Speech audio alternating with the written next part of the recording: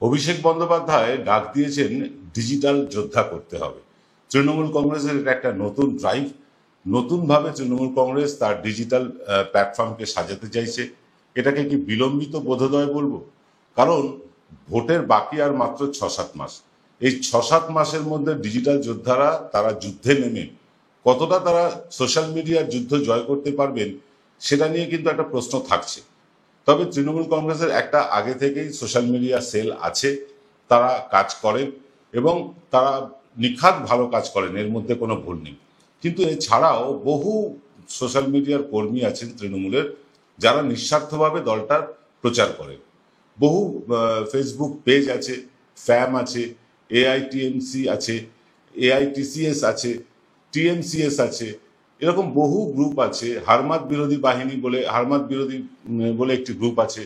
এরা কিন্তু সকলেই দলের কাজ ইন্ডিভিজুয়ালি গ্রুপ গ্রুপ করে করে। সেইগুলোকেই সম্ভবত অভিষেক বন্দ্যোপাধ্যায় এক ছাতার তলায় আনতে চাইছেন। এটা কি অভিষেক বন্দ্যোপাধ্যায়ের নতুন স্টাইল প্রচারের? কারণ আজকের দিনে ভোট তো আর শুধুমাত্র ওই মাঠে ময়দানে চোঙা ফুকে হয় না। আজকে ভোট শুধু পোস্টার ব্যানার লাগিয়ে হয় না, যুদ্ধটা কিন্তু লড়তে হয় সোশ্যাল মিডিয়াতেও। যে কারণেই আইটি সেল এবং সোশ্যাল মিডিয়া সেল গঠন হয়েছিল প্রায় বছর খানেকের আগে, এবং ফলে সেখান থেকে যে সুফল আশা করা গিয়েছিল সেই সুফল সম্ভবত তৃণমূল কংগ্রেস পায়নি। তাই কি তারা এই নতুন ডিজিটাল যোদ্ধার ডাক দিয়েছেন? আজকে 5টার প্রবচনে আমরা আলোচনা করব তাই নিয়ে।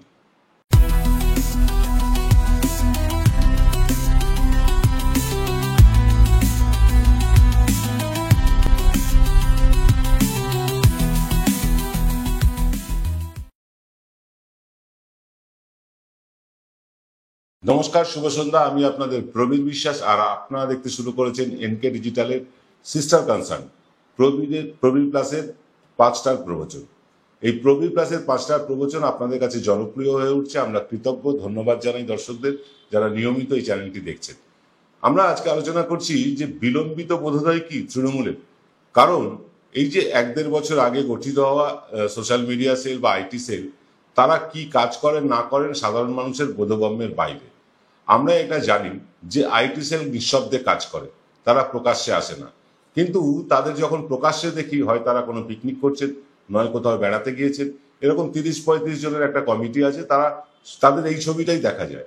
সোশ্যাল মিডিয়া সেলের যে কাজগুলো, যেটা ধরুন বিজেপি করে বা সিপিআইএম করে, এই যে আমি সোমা বলছি, এটা তো সিপিআইএম এর বা বামপন্থীদের আইটি সেলের কাজ।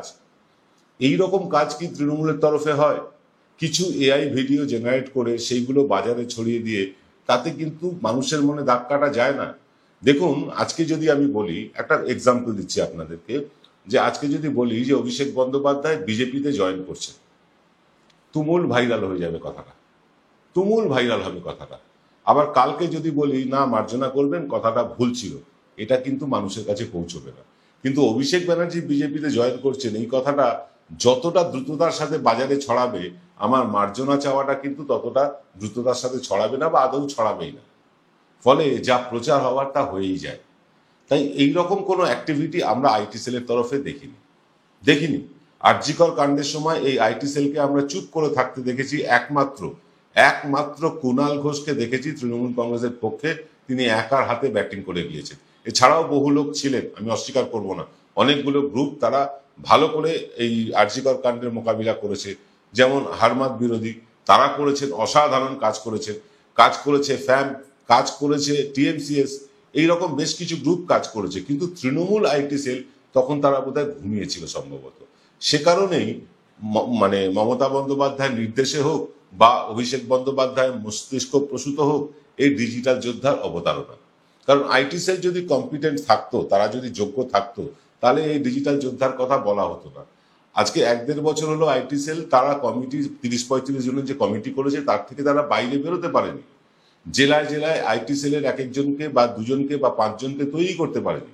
এই ব্যর্থতা তাদের মেনে নিতে হবে। সবচেয়ে বড় ব্যর্থতা কি, আইটি সেলের মধ্যে একটা মানে এদের একটা হোয়াটসঅ্যাপ গ্রুপ আছে, মানে সব অনেকগুলিই আছে, তার মধ্যে আইটি সেলের কোর গ্রুপ একটা আছে। যেটা আমরা দেখতে পাই বিজেপির ক্ষেত্রে, যেটা দেখতে পাই তৃণমূলের ক্ষেত্রে সেটা পাই না। ধরুন সরকারের উন্নয়নমূলক কাজের প্রচার বা বিরোধীদের কাউন্টার করা, এই রকম যে ইউটিউব ভিডিও বা ফেসবুক পোস্ট বা টুইটার পোস্ট, এই যে পোস্টগুলো, এগুলো বিজেপির আইটি সেল কিন্তু দেদার শেয়ার করে তাদের হোয়াটসঅ্যাপ গ্রুপগুলোতে, ফলে সেগুলো রিচ অনেক বেশি মানুষের কাছে পৌঁছে যায়। আবার তৃণমূলের ক্ষেত্রে ঠিক তার উল্টো, তৃণমূলের আইটি সেল এই ধরনের কোনো ভিডিও, এই ধরনের কোনো পোস্ট তারা শেয়ারই করে না। শেয়ার করে তারা এটা তাদের কর্মীদের নির্দেশ দেয় না যে এটাকে ছড়িয়ে দাও, আদতে সরকারের লাভ হবে। এইখানে তৃণমূল কংগ্রেসের আইটি সেল অনেকটা পিছিয়ে আছে ভারতীয় জনতা পার্টির আইটি সেল বা বামপন্থীদের আইটি সেলের কাছ থেকে।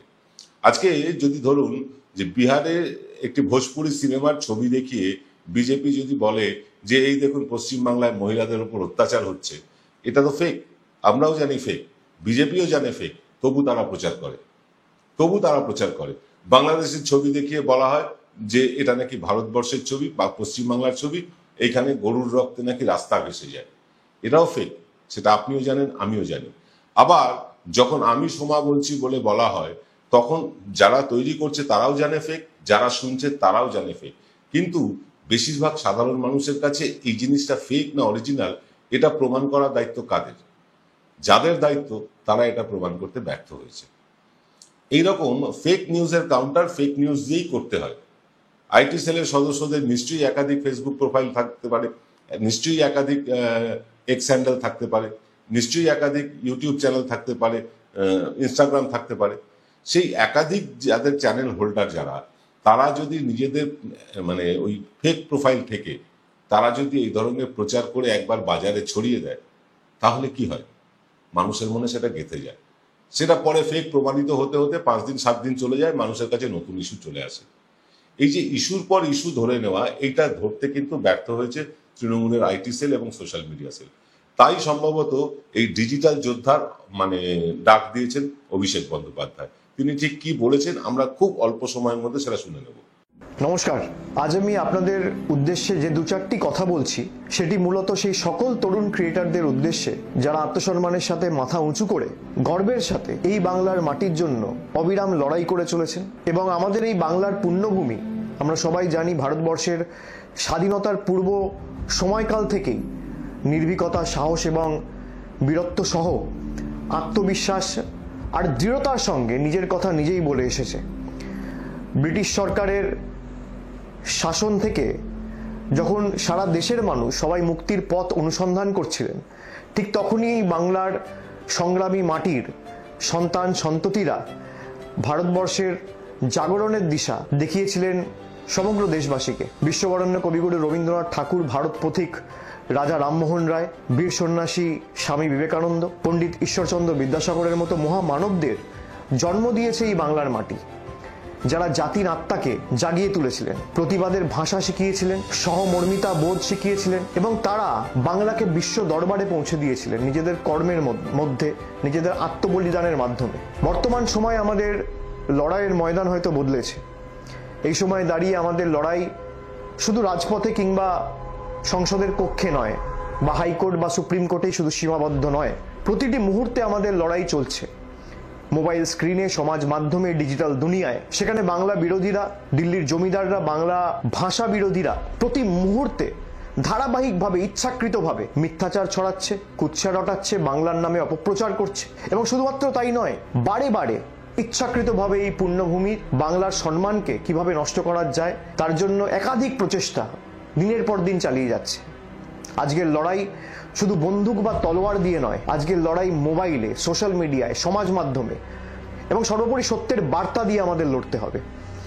বাংলার আত্মসম্মান যারা প্রতিদিন নষ্ট করে বা আত্মসম্মানে যারা প্রতিদিন আঘাত করছে, যারা মিথ্যা ও ঘৃণার রাজনীতি ছড়াচ্ছে, সাম্প্রদায়িকতার বীজ বপন করছে, তাদের জবাব দিতে হবে তথ্য দিয়ে, পরিসংখ্যান দিয়ে, যুক্তি দিয়ে আর আত্মবিশ্বাসের সাথে বাংলার গৌরব দিয়ে। বাংলা বিরোধীরা এবং দিল্লির জমিদাররা তারা বাংলাকে শুধু অপমানিত করছে তাই নয়, দেশ তথা বিশ্ব দরবারে বাংলাকে ভুলভাবে উপস্থাপিত করছে। এই বাংলা বিরোধীরা বাংলার গৌরবকে নষ্ট করার প্রক্রিয়া চালাচ্ছে। যারা বাংলায় বসবাস করে না, বাংলা ভাষা জানে না, বাংলায় কথা বলতে জানে না, বাংলা পড়তে পারে না, যারা বাংলার হৃদস্পন্দনকে বোঝে না, তাদের বিরুদ্ধে আমাদের লড়তে হবে। এবং এই কারণেই আমি আজকে একটি বিশেষ উদ্যোগ চালু করছি, যার নাম হচ্ছে আমি বাংলার ডিজিটাল যোদ্ধা। এই ডিজিটাল যুগে জনগণের দ্বারা পরিচালিত এটি একটি বাহিনী বা একটা আর্মি বলা যেতে পারে। এমন এক বাহিনী যারা নতুন সৃষ্টিতে বিশ্বাস করেন, স্বপ্ন দেখতে ভালোবাসেন, যারা আমাদের মাতৃভূমি এই বাংলার কৃষ্টি সংস্কৃতি রক্ষার্থে সবসময় লড়াই করতে সদা জাগ্রত এবং সদা প্রস্তুত। এই যুব সমাজের যারা বাংলার মর্যাদায় বিশ্বাস রাখেন তারা এই বাহিনীতে অবশ্যই যোগ দিন এবং এই বাহিনীকে তিল তিল করে গড়ে তুলুন। বাংলার ভাবনাকে যারা বিশ্ব দরবারে প্রতিটি কোণায় পৌঁছে দিতে চান তাদের জন্য এই বাহিনী আমি বাংলার ডিজিটাল যোদ্ধা। সব তরুণ তরুণীরা যারা এখন আমার এই কথাগুলো শুনছেন বা এই ভিডিও দেখছেন, এই মুহূর্তটা আপনাদের। আগের প্রজন্মের চেয়ে আপনারা অনেক বেশি এগিয়ে, আপনারা অনেক তীক্ষ্ণ, অনেক বেশি দ্রুত এবং একে অপরের সাথে সংযুক্ত টেকনোলজির মাধ্যমে। আপনারা জানেন কিভাবে সত্যকে উপস্থাপিত করতে হয়, কিভাবে ট্রেন শুরু করতে হয়, কিভাবে মিথ্যার বেড়াজালকে ভেঙে চূর্ণ বিচূর্ণ করে সত্যকে উপস্থাপিত করে সত্যের উন্মোচন করে সমাজের কাছে সঠিকভাবে উপস্থাপিত করতে হয়। তাই আপনারাই আজকের বাংলার এই আন্দোলনের মুখ। আপনি যদি বাংলাকে ভালোবাসেন, আপনি যদি বাংলার প্রতি আঘাত, কেন্দ্রীয় বঞ্চনা, ধারাবাহিক কুৎসার বিরুদ্ধে লড়তে চান, যদি আপনি বাংলার অপমানকে নিজের অপমান বলে মনে করেন, তাহলে আপনি একজন ডিজিটাল যোদ্ধা ও আপনার ফোনই আপনার একমাত্র অস্ত্র, আপনার যুক্তি আপনার একমাত্র ঢাল এবং আপনার ভালোবাসাই বাংলার একমাত্র শক্তি। যদি আপনি অন্তর থেকে বিশ্বাস করেন যে বাংলার সত্যিটা নিজের মানুষ থেকেই, নিজের মাটির মানুষদের থেকেই এই দেশ তথা বিশ্ব শুনুক, তাহলে সামিল হন বাংলার একজন যোদ্ধা হিসেবে আজই। যদি আপনি নিজের হাতে বাংলার ভবিষ্যৎ গড়তে চান, তাহলে সামিল হন বাংলার একজন যোদ্ধা হিসেবে আজই। যদি আপনি চান বাংলার নাম উচ্চারিত হোক গর্বের সহিত, সম্মানের সহিত, তাহলে সামিল হন বাংলার একজন যোদ্ধা হিসেবে আজ। বাংলার এই মাটি আমাদের মাটি, বাংলার এই মাটি দুর্জয় ঘাঁটি, এই কণ্ঠস্বর আমাদের, আর এই লড়াই আমাদের লড়াই। আজ থেকে শুরু হলো আমি বাংলার ডিজিটাল যোদ্ধা। চলুন সবাই একসাথে মিলিত হয়ে বিশ্বকে দেখাই জনগর্জন, ঐক্যবদ্ধভাবে বাংলার গর্জন কাকে বলে এবং বাংলার সংগ্রামী মাটি কতটা শক্তিশালী হতে পারে, এবং বাংলার সংগ্রামী মাটি যদি চায় তাহলে বাংলা বিরোধীদের কি হাল আগামী দিন করতে পারে। জয় হিন্দ, জয় বাংলা। শুনলেন আপনারা অভিষেক বন্দ্যোপাধ্যায় ঠিক কি বলেছেন। তবে এটা বলবো যে নিঃসন্দেহে এটা বিলম্বিত বোধোদয়।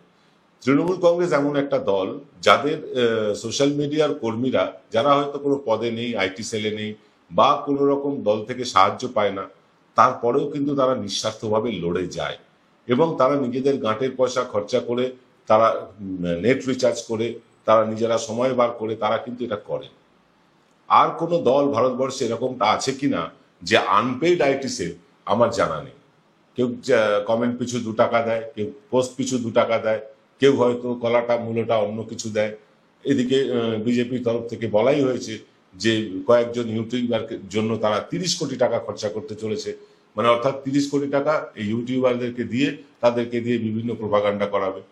আমাদের মানে একটা খুব দুঃখ লাগে যে এই রকম প্রপোজাল বিজেপি থেকে আসলেও আমরা গ্রহণ করিনি, আমরা তৃণমূলেরটাও গ্রহণ করব না, কিন্তু এরকম প্রপোজালই আসে না। তাহলে আমাদের মতন ছোট ছোট অনেক চ্যানেল কিন্তু বেঁচে যায়, যারা লড়াই করে কিন্তু টিকে আছে ইউটিউবে। তাদেরকে সাপোর্ট দেওয়ার কেউ নেই, এমনকি তাদের ভিডিওগুলো শেয়ার করবে বিভিন্ন হোয়াটসঅ্যাপ গ্রুপে, সেই মানসিকতাও নেই আইটি সেলের। ডিজিটাল যোদ্ধা যারা হচ্ছেন তারা একটা ফর্ম ফিল আপ করছেন, সেই ফর্ম ফিল আপ করলে তবে তারা ডিজিটাল যোদ্ধা হতে পারছেন। এটা খুব ভালো উদ্যোগ, আরো বহুদিন আগে নিলে হয়তো আরো ভালো হতো, কিন্তু দেরিতে না হলেও কিন্তু একটা শুভ উদ্যোগ নিয়েছেন তারা তৃণমূলের পক্ষে। তাই তৃণমূলের যারা আইটি সেলের লোকজন আছেন তাদের বাইরেও আরো অনেক মানুষ যাতে এই গ্রুপের সাথে যুক্ত হয় বা এই যে রাইড বলতে পারেন, এই রাইডের সাথে তারা যুক্ত হয়, তার জন্যই কিন্তু এইটা করা। এবং এটা করে আমার যতদূর ধারণা এটা তৃণমূল ব্যাপক সাফল্য পাবে, কারণ বহু মানুষ তারা আইটি সেলের কাজকর্মের উপর ক্ষুব্ধ, কিন্তু তারা চান যে দলের কাজ করতে। তাদেরকে একটা প্ল্যাটফর্ম দেওয়ার জায়গা অভিষেক বন্দ্যোপাধ্যায় করে দিয়েছেন, তার জন্য তাকে অত্যন্ত ধন্যবাদ জানাবো। কারণ আমরা এই কারণেই বলবো, আপনারা ভাবতে পারেন তৃণমূলের পৃষ্ঠপোষকতা করছি, তা নয়। আমরা তৃণমূলের পৃষ্ঠপোষকতা করি শুধুমাত্র বাঙালির স্বার্থে, কারণ আমরা জানি এইখানে যদি বিজেপি চলে আসে বাঙালি অস্তিত্বহীন হয়ে যাবে, আর 34 বছরের কালো ইতিহাস কে না জানে। তাই আমরা সেই কালো ইতিহাসও দেখতে চাই না, আর বাংলাটা গোবলয় হয়ে যাক এটাও দেখতে চাই না। তাই তৃণমূলকে সমর্থন, তাই চাই বাংলার স্বার্থে, বাঙালির স্বার্থে তৃণমূল পশ্চিমবাংলায় থাকুক। আমরা তৃণমূলের যে দুর্নীতি হচ্ছে সেই দুর্নীতি সমর্থন করি না, কখনো করিনি। পার্থ চ্যাটার্জির বিরুদ্ধে প্রথম সরব আমরাই হয়েছি, মানিক ভট্টাচার্যের বিরুদ্ধে প্রথম সরব আমরাই হয়েছি। আমরা কিন্তু দুর্নীতি দেখলে তার বিরুদ্ধে সরব হই।